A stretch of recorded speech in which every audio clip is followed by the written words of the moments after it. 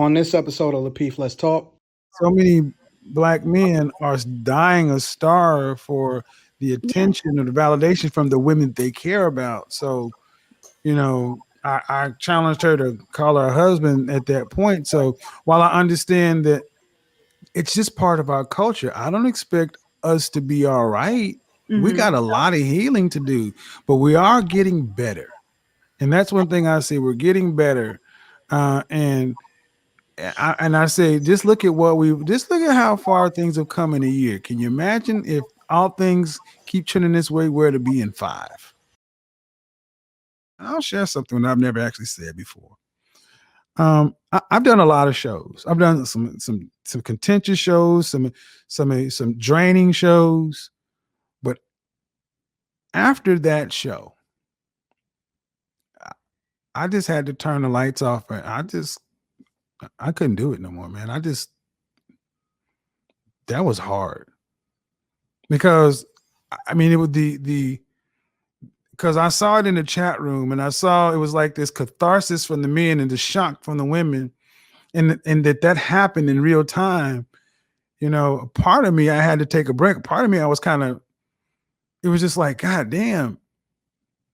And being somewhat empathic, it was just, whoo, yeah. But it needed to happen because when I was talking to a clinician and she had to understand that this is the depth. But it has started, but on the upside, it has started a broader conversation because I've seen more people talking about that. So I asked the question, do you belong to black men? And then I asked single women or women of the community, what do you owe your community? And the question I just asked the other day is, I was like, okay, we talk about the community all the time. What are women prepared to do to save the community? What do you prepared to do to save the community? Because if you say we belong to one another and the community is this, what are you prepared to do to save the community? And that's what's going to have to be talked about to women, because men are being told what to do. We should go back to the neighborhood and coach and mentor and this and that. That's what we should do. That's what we owe our community and what we need to do to save it. Well, just like if you look back in World War II, it was all hands on deck. When the men were over in European theater, the women were back home in the factories. You got to have everybody. And it's time for women who say they care about the community to kick in individually and say what they're willing to do to save said community outside of just talk about what needs to be done. Hey, Kev, I got a question for you really quickly. And this is more of a personal question. Okay. Because in a lot of ways you've inspired, like I look at your work ethic and, we text or we chat or we DM every once in a while. Mm-hmm. And I'm just truly amazed at your work ethic. Like, and one of the things that inspired me is, I am not going to let Kev outwork me in no way, shape, or form.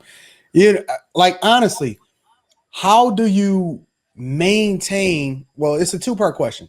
How do you maintain that level of dedication and that work ethic to continue to go? You don't take vacations. You don't do none of that type of stuff. You just, like, even when you supposedly out relaxing, you literally still working. That's one. Mm-hmm. And then the second part to the question is, who do you lean on? Because so many people lean on you. And I know, like, I even got guys that I coached today that you coached before. You coached them up, and now they're like, yo, Kev taught me this and that and so on and so forth, right? And they're some really, really good dudes, right? Who do you lean on? Like, when you going through stuff or when stuff is happening in your life and stuff like that? Well, the first part is I've been this person I've always worked a lot, worked hard. So I'm really doing what I would normally be doing. Anyway, because even when I had my corporate jobs, I always found some sort of part-time job. But the way I find it easier to keep going is because it ain't about me. It's not about me. And just like anything else, I recognize a moment in time. And I don't want to miss this opportunity. So I got the spotlight for a minute. I want to get every bit of it out before it goes to the next person, because it will go. That's number one. Number two, I was raised as the only child. I never had brothers, and my mother's children, and so I always felt I missed out on that. So I went to college, and I felt like, man, I could have a chance to have some brothers like that when I pledged, and I ended up pledging by myself. So I was by myself again. Mm.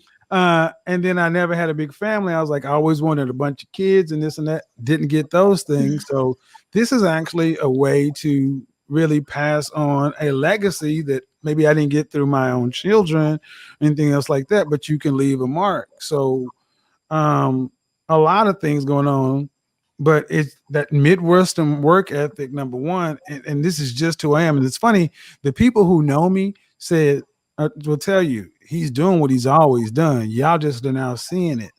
Who do I lean on? Well, I have a very strong core group of friends that I've known for years, and they're not on the social media spaces. They watch out a lot of stuff, but they level set me. They have full autonomy to call me and check me on shit. When I think I'm the most right about stuff, I'll call my boys and say, all right, I need you to level set me on this, because there may be blind spots. And if they'll tell me you need to reconsider this or reevaluate this or you need to scrap that, I do it. I also have a therapist I talk to. So, you know, I have people around me that I've always been able to rely on, and to recognize that I don't take it too seriously, in the sense that, like, all the hate and the comments and all that stuff, I realize that I'm at this point, Anton, it ain't about me, man. I'm an avatar for what's going on right now. The people who have my phone number, or the people who I talk to, know that most of the stuff people say about me, there couldn't be more wrong. And the thing is, my generation X, we didn't fight any big wars or anything like this. I think personally, this is our war to return the baton to the next group. This is our legacy. We didn't get the chance to become the fathers like we thought we would be, but if we can end our life standing the image of Black men back up more straight and pass it off, you know, that's a legacy in and of itself. So, are you surprised with the backlash that you've been getting? Nope. No, I'm not, because I've been this person my entire life. I mean, I've always been. Look, if you would have ran back into me when Shahrazad Ali's book came out in the 90s, I was at the relationship seminars. I've got an opinion, and I've never been afraid to share it. What I am surprised at is that honestly, not mainstream, but that so many women are finally starting to actually come out. And that's something that could not have been forecasted in the world prior to COVID. COVID changed a lot of things because it actually forced us all to hunker down in our spaces with what we actually had in our real lives. And when you look to the left and right of you, in front and the back of you, and all is there is you, no job to keep you busy, you know, no brunches and lunches and time with your girls or such and so forth. It forced a lot of women to really sit back and say, all right, I got all this stuff, but what do I really have? So that's what's really, if I say anything that's shocking, it's the women who quote unquote hate watch you initially, but then turn around and start to watch you and then say, you know what? I couldn't stand you initially, but then after I really start listening, you make some good points, and this has helped me in this facet or that facet. Like the other night, I had a woman break down, basically crying, saying that, you know, you've helped me appreciate my husband more, and she could barely get through the conversation. And I'm like, that kind of stuff doesn't get reported. What gets reported is, you know, buy a dog and die alone and all that other kind of stuff. But that's the stuff that has to get reported to bring new eyeballs to get to the good stuff. We really got something hot going on right on this online right now, and we should take advantage of it. It's the new jazz, it's the new Cosby. So we need more people involved. And like I said, and Anton, you know me, man. I ain't trying to hog the spotlight. I'm trying to get away from the spotlight and put more people on and connect behind the scenes. You know how that goes. Yeah, I think that's the thing that people don't really take into consideration. And of course, they're gonna always focus on the talking points or whatever like that. But I say it all the time, and I say it on my after hour show and everything. I say, yo, Kev got to be protected at all costs, and he's focused so much on elevating other people and putting people on and using his voice and his platform to spotlight and highlight, you know, the things that he feels like is actually moving the culture forward. And I just don't think you get enough credit for that. I don't think you get enough credit for a lot of things, and unfortunately, I hate to say it, but you won't truly, really, to the extent that I feel like you should be appreciated until you know it's all over. And that's just and that's I'm all right with unfortunate. that. I'm all right with that because because I get it from the people who matter most. Like my daughter loves it. She's like, my dad's a celebrity, and I know what she wants to do. You know, and if I needed it, like some people wanted to be famous. I didn't go seek this out. And my best friend has to remind me, he's like, man, you almost got 1 million subscribers. And you still act like people aren't supposed to know you. I'm like, well, because again, it ain't about me. So I'm good that, you know, it probably won't happen until then. But the good thing is it'll be a hell of a funeral. A lot of folks will show up. Some people just gonna want to see to make sure that motherfucker dead. Yo, Kev, honestly, bro, but I always like to say it straight to your face, man. Bro, I mean, honestly, man, you really are a GOAT, man. Like you are one of the best people I have ever interacted with on a personal level. And people really don't understand your passion for helping other people. And I just like to give people their flowers while they're here. Real talk. Because it don't even matter when it's all said and done. But I do, man. I really do really appreciate everything that you've done. Not only for me, but just in general, bro. I think that you're absolutely awesome, bro.